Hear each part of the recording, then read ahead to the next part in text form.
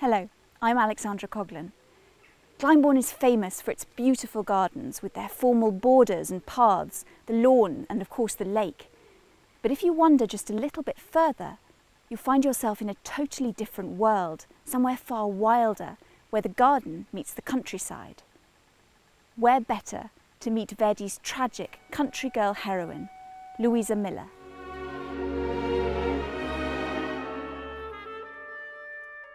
Louisa Miller marks a turning point for Verdi. Composed in 1849, the opera turns away from kings and princes and takes us to a new environment, intimate, familiar, everyday. But despite its domestic setting, this is an opera of big emotions, love, loyalty, jealousy, rage, desire.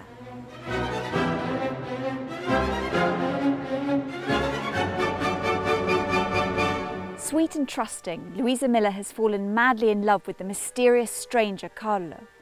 But when she realises he is actually Rodolfo, the aristocratic son of Count Walter, their happiness is threatened.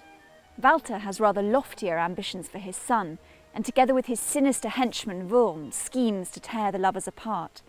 Louisa's father's life is threatened. There's poison and a stabbing. It's not a happy ending. In Louisa Miller, we really get a sense of the composer that Verdi would become. Like La Traviata and Rigoletto, it's an opera that explores the tensions between society and those on its margins. Like Violetta, Louisa is a complex figure whose evolving vocal style through the opera reflects her changing personality and character. Louisa Miller, the girl who's been tortured by all the men in the opera.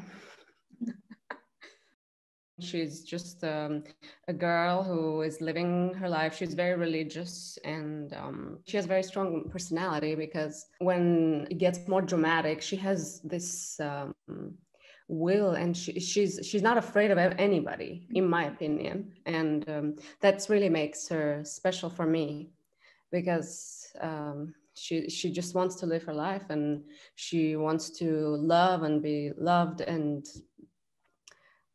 doesn't seem to happen for her. Have you sung the role before? I've never sung it, and it's very thrilling for me, because I think it's one of the hardest roles I will be singing. Verdi operas always require three different voices, most of the time, I think. But this one is like Verdi opera voice, but times 2 or 3. So the first act is musically and dramatically very light, and it's Louisa's birthday.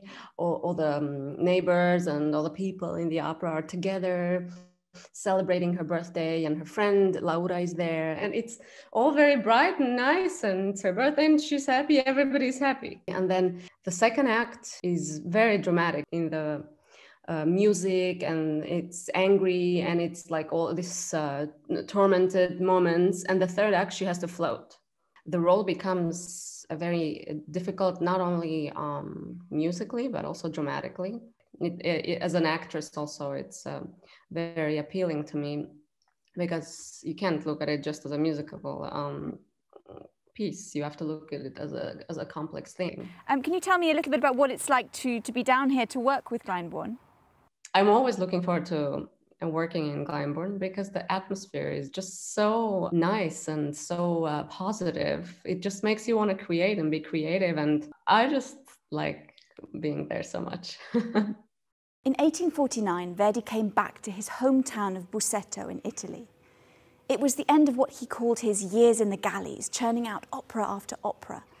For the first time, he had space to stop and look around, to take inspiration from the political uprisings taking place across Europe. It's no coincidence that at this moment he decided to adapt Schiller's play of class conflict. But alongside the political theme in Louisa Miller, we find some very personal content as well. Verdi himself lost 2 of his own children in early infancy and had a very troubled relationship with his parents, mirroring and perhaps inspiring the 2 pairs of parents and children we find in the opera.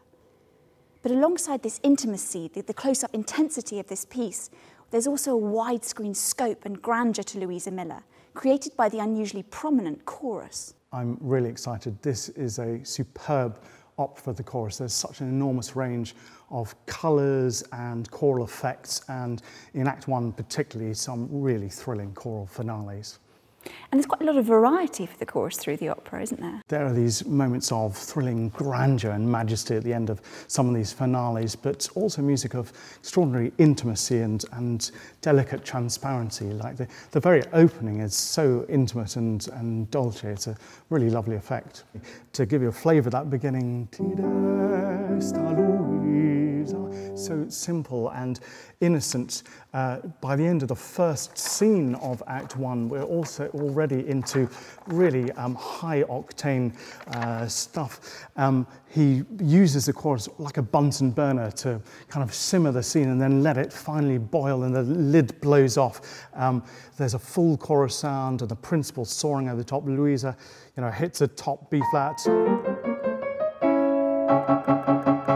The bells of the church go, and it's this really high-octane, visceral sound.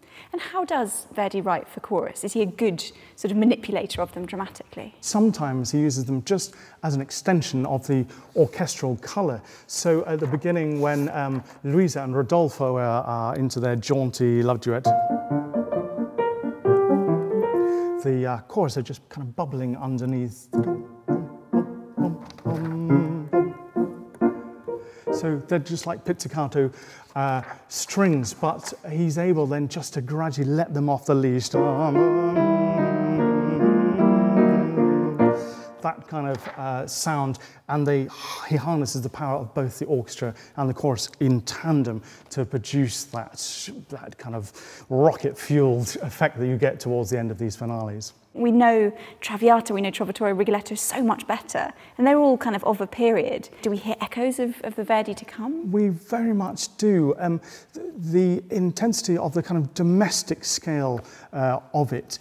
One of the interesting things about the piece is the way that Verdi and his librettists changed the setting from Schiller's original, which is set in a princely court with prime ministers and chamberlains and ladies and so on, to this much more kind of relatable, direct, pastoral setting of a village. We can really relate to the chorus, and I think that really is a prefiguring, particularly of Traviata and the domestic bourgeois kind of concerns in that. And the Glyndebourne Chorus itself is known as, one of the best in the business. What is it about them that is so exciting for you to work with? One of the really exciting things is the way that the chorus renews itself from season to season. We have a core of people who stay with us from year to year.